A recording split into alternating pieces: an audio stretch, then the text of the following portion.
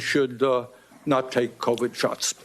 Senator, I filed that lawsuit after CDC recommended the vaccine for 6-year-old children without any evidence that it would benefit them and without testing on 6-year-old children. And now there was an active, ongoing pandemic. Would you like, oh, yeah, get the vaccines to everyone, but like hold off on waiting until we have studies on the long-term impact and efficacy of those vaccines on 6-year-olds. The question is, will it hurt the 6-year-olds? The answer is no. Who gives a fuck if they're vaccinated unnecessarily? It didn't hurt them. Like, what's the harm there? Oh no, you put a helmet on and the kid didn't fall off the bicycle, so the helmet was worthless. that was my reason for filing that lawsuit. Was the COVID vaccine successful in saving millions of lives? I don't know. We don't have a good surveillance system, unfortunately. We don't know? I don't think anybody can say that. If you show me science that says that. You know, Bob, you say if I show you, you're applying for the job. I mean, clearly, you should know this. And that is, the scientific community has established that COVID vaccines save millions of lives, and you're casting doubt. That is really problematic. All right, let me ask you another question on a Keep them coming, another Bernie. subject. My Republican colleagues and President Trump are moving toward making massive cuts into Medicaid in order to provide tax breaks for the wealthiest people in this country. As I'm sure you know, Medicaid provides health insurance to tens of millions of children, provides the funding for 2 out of every 3 seniors in nursing homes. It provides 43% of the revenue for community health centers, something I feel very strongly about. And it is so important for millions of people. If confirmed, in terms of making America healthy again, will you stand up to the White House and say, no, we cannot throw millions of children off of health care, millions of elderly people out of nursing homes? We cannot cut Medicaid to give tax breaks to billionaires. President Trump has made no indication to me that he intends to throw millions of people out of nursing home or deprive people of their health care, Senator. We have a health care system that's broken. It's not working. You've been working on it your entire career. As Americans get less and less healthier, as premiums rose. Bobby, I believe the health care system is broken. We agree on that. He has asked me to fix it. But so you fix it, for the American people. But my colleagues here, certainly in the House of Representatives, are prepared to make massive cuts in Medicaid. Now, I happen to believe in a Medicare for all system that guarantees health care to all people. Not what we're talking about. But in fact, there is serious discussion of massive cuts to Medicaid, which will have devastating harm on children, people in nursing homes. All I am asking you, if that proposal goes through, will you say, hey, you're not keeping America healthy by throwing children off of health care? Senator, I haven't seen any of the congressional proposals. I can only tell you what President Trump has told me, which is that he wants me to make Medicaid, Medicare, and Obamacare better. Well, if you haven't seen those proposals, I suggest you go to any newspaper. They're there. Thank you, Mr. Chairman. Senator Paul.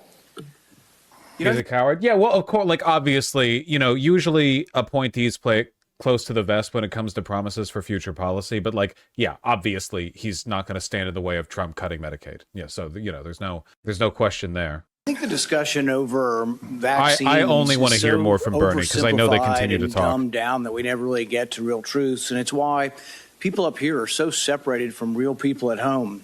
So we talk about hepatitis B. It's a terrible disease. It could lead to liver failure, as the chairman said. There we go. The reason you have distrust from people at home, why they don't believe anything you say, they don't believe government at all, is you're telling my kid to take a hepatitis B vaccine when he's 1 day old.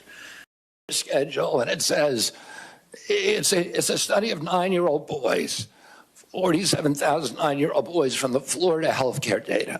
Okay, let me, Senator Sanders. Thank you. And I find myself in the unusual and uncomfortable position of having to agree with. I wonder why they'll blatantly lie, but then dance around certain issues and avoid deflect. It's mostly just about like what they can get away with the headlines, and what they'll be held accountable for later. Like, it's also, keep in mind, you're speaking to the committee, the public, and the oligarchs.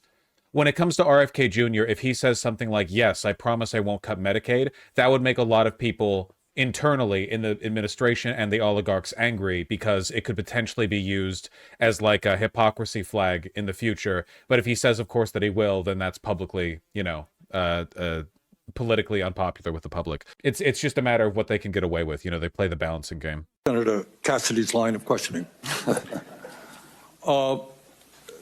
Mr. Kennedy, in an interview in July 2023, you stated, quote, I do believe autism does come from vaccines. And you have, the end of quote, and you have praised a gentleman named Andrew Wakefield for his research. What studies, you talk about the need to be science-based, to get our information, good information to make decisions. What studies have you utilized to come to the conclusion that vaccines cause autism? I'm happy to sit down with you. No, please, just answer me that. I mean, look at the Mawson study, Senator. The what? Yeah. Mawson, just look at that study. Yeah, I will, and that was published. But I don't want to, I wouldn't rest on a single study. Right. And all studies can be methodology. Okay. Don't mean to be rude. I don't have a lot of time. Just saying you would not be, I just heard you say you could not be happier if you were proved wrong. Mr. Chairman, I asked to put into the record 16 studies done by scientists and doctors all over the world saying that vaccines do not cause autism. They're biased. Are you happy? He'd have to look at it. Look at the IOM assessment of those 16 studies. Yeah, he'd have to look at it. The IOM has assessed them. But listen, He's only talked about the subject like thousands of times and made money from lying about it, and is also about to be the director of Health and Human Services, but he hasn't seen those massive, well-funded studies on the subject. He'd have to look at it. Trust me, he'll look at it any day now. He'll look at it, and then his opinion will adjust to follow the evidence that he's very concerned with. Let me get to it. Don't have a lot of time. I apologize. I'm happy to talk to you at another time. Don't have a lot of time. Let's talk about COVID. And I just want clarity on the issue. And again, I apologize. You have to be brief. We don't have a lot of time. Scientists have estimated that the COVID vaccine saved 3 million lives. President Trump said the COVID vaccine was, quote, one of the great miracles of the ages, end quote. You have said the COVID vaccine was the deadliest vaccine ever made, end of quote. Was the COVID vaccine the deadliest vaccine ever made? the reason I said that, Senator Sanders, is because there were more reports on the VAERS system, on the vaccine adverse event reporting system, which is the only surveillance system, that and VSafe.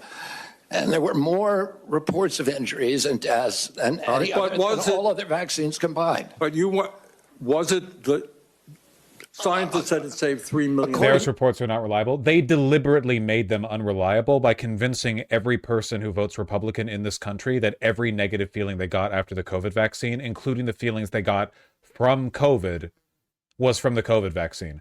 There were people posting like, oh, my uncle died after getting the vaccine. He died from being a stupid fat ass. Like, it's completely worthless. It's good for analyzing trends and data, but they made the system worthless by lying in their reports, by attributing everything after the vaccine to the vaccine. It made it impossible. Public health is impossible now. I don't know, because we don't have a good surveillance system. So you disagree with the scientific community that... Oh, I'm agnostic because we don't have the science to make that determination. He doesn't have to say, he just doesn't know. He doesn't know the science. He does know their self-reporting system that was heavily gamed by right-wing influence, you know? He doesn't know. Prescription drug prices in America, as you know. And by the way, I think President Trump did an extraordinary job on warp speed, because he wasn't just focusing on that one intervention. He was focusing on... He called it a miracle, but you have cast doubts on its efficacy. All right. Prescription drugs. We're going to make America healthy. I agree with you that we need a revolution in the nature of food in America, physical exercise, etc. Very, very important. But there are people who are going to get sick, and they have to go to the doctor and find out why. 1 out of 4 Americans today cannot afford the prescription drugs their doctors prescribe because we pay by far the highest prices in the world for prescription drugs.